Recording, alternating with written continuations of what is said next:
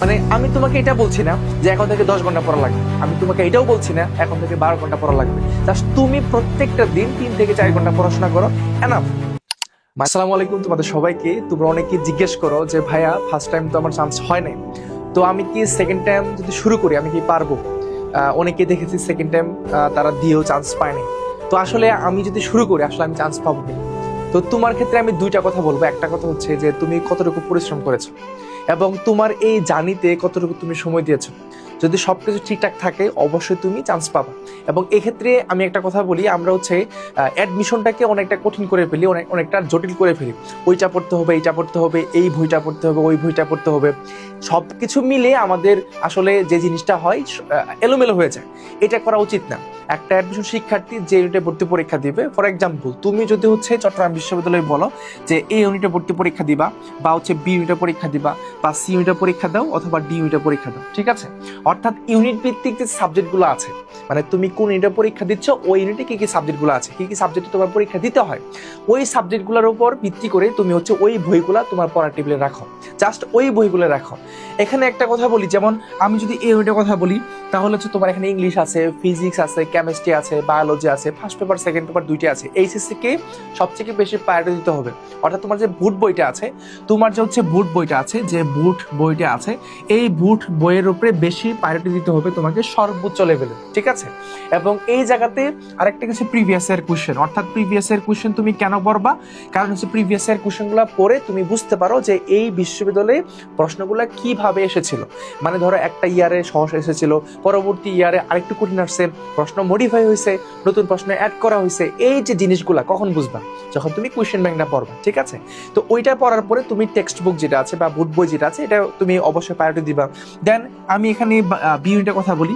এখানে হচ্ছে Bangla plus English, তারপর জিকে থেকে প্রশ্ন আসে তোমার এই 3টা বইয়ের জন্য। অর্থাৎ তুমি বাংলার জন্য যে কাজটা করবা, এই বাংলার জন্য হচ্ছে যে টেক্সট বইটা আছে, তোমাদের যে এইচএসসি টেক্সট বুকটা আছে, এই টেক্সট বুকটা তুমি গ্রহণ করবা বা তোমার পড়া টেবিলে রাখবা।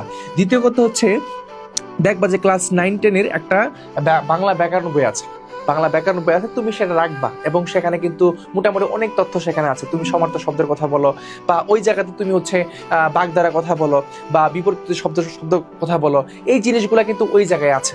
এবং যেগুলো ব্যাকরণ রিলেটেড শব্দগুলো ওইখানে তুমি পাবা।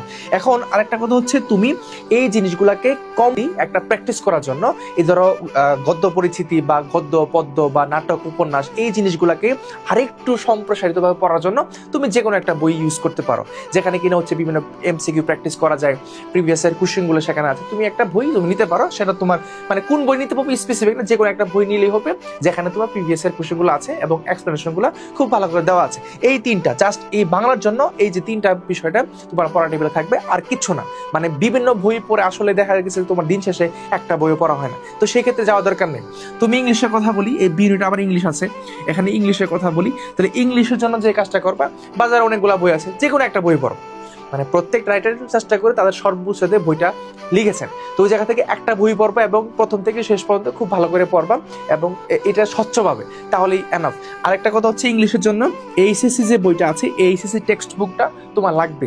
কারণ এখানে তুমি শুধু ভোকাবুলারির জন্য না, এখানে তুমি গ্রামারও পাবা। যখন একটা প্যাসেজ তুমি পড়ো, ওই প্যাসেজের মধ্যে দেখবা যে অনেক ভোকাবুলারির পাশাপাশি বিভিন্ন গ্রামার পয়েন্টগুলো দেখা হয়ে যায়, এবং ওইখানে কিভাবে একটা লাইন তুলে ধরা হয়েছে এবং অর্থটাও কিন্তু অনেকটা ভালো করে বোঝা যায়। তুমি ভোকাবুলারির কথা বলো, স্যানোনিম অ্যান্টোনি বলো, গ্রুপ বার বলো, প্রিপোজিশন বলো, ফ্রেজ ইডিয়মস বলো, বিভিন্ন প্রভাব বলো, এখানে এইচএসসি এখানে বলো লিটারেচার জিনিসগুলো এখানে চলে আসে।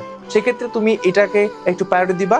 আর যে কোনো একটা তুমি মাস্টার বই ইউজ করতে পারো, এই বইগুলোর যে গ্রামার পয়েন্টগুলো আছে খুব ভালো করে পড়বা। জিকের জন্য যে কোনো একটা বই তুমি নিলেই হলো। এইভাবে করে যদি কোনো একটা স্টুডেন্ট তারা ইউনিট ভিত্তিক ভাবে সেই বইগুলা পড়ে, মানে যে কোনো একটা যে বইটাই পড়বা শুরু থেকে শেষ পর্যন্ত খুব ভালো করে পড়া লাগবে, তাহলে তোমার অ্যাডমিশন জার্নিটা সহজ হবে। আসলে আমাদের পড়ার টেবিলে অনেকগুলা বই থাকে এবং সবগুলা বই পড়াটা কখনোই পসিবল হয় না একটা স্টুডেন্টের জন্য। দিন শেষে দেখা যায় যে একটা বইয়ের অর্ধেকও শেষ হয় না, 4 ভাগের 2 ভাগে পড়া হয়েছে না, 1 ভাগ পড়া হয়েছে। তো তোমার এই এতগুলো বই কিনছো, পরে চান্স হয় নাই, মাথা নষ্ট। যে কেন চান্স হলো না, তার একটা রিজন হলো তোমার কনসিস্টেন্ট পয়েন্টটা ঠিক ছিল না, তোমার ধারাবাহিকতাটা ঠিক ছিল না। তুমি যদি এভাবে পড়তা, ধরো এখানে যারা চান্স পাইছে বা যারা চান্স পায় নাই, দুজনে কিন্তু পরিশ্রমী, দুজনেই পরিশ্রমী। এখানে জিনিসটা হয়েছে যে হয়তো বা ওই 1 ঘন্টার পরীক্ষার সময় 1 ঘন্টা ভর্তি পরীক্ষার হলে তার কনসিস্টেন্ট পয়েন্টটা বা তার যে ওই সময়ের সময়টা হয়তো সে ঠিকঠাকভাবে মেনটেন করতে পারেনি, হয় নাই, বা কারো ভাগ্যটা তার অনুকূলে ছিল না। যাই হোক, তো আমি এটা বলতে যাচ্ছি, যারা সেকেন্ড টাইম দেওয়ার সুযোগ পাবা তোমরা জাস্ট ওই ইউনিটের সাবজেক্ট ভিত্তিক বইগুলা, বিশেষ করে টেক্সট বুকগুলা খুব তোমার পড়া টেবিলে থাকবে, আর কিছু না। এগুলো খুব ভালো মতন পড়ো এখন থেকে। মানে আমি তোমাকে এটা বলছি না যে এখন থেকে 10 ঘন্টা পড়া লাগবে, আমি তোমাকে এটাও বলছি না এখন থেকে 12 ঘন্টা পড়া লাগবে। জাস্ট তুমি প্রত্যেকটা দিন 3 থেকে 4 ঘন্টা পড়াশোনা করো, এনাফ। মানে কথা হচ্ছে কনসিস্টেন্ট পয়েন্টটা ধরে রাখতে হবে, ঠিক আছে? তাহলে হবে। শুভকামনা সবার জন্য।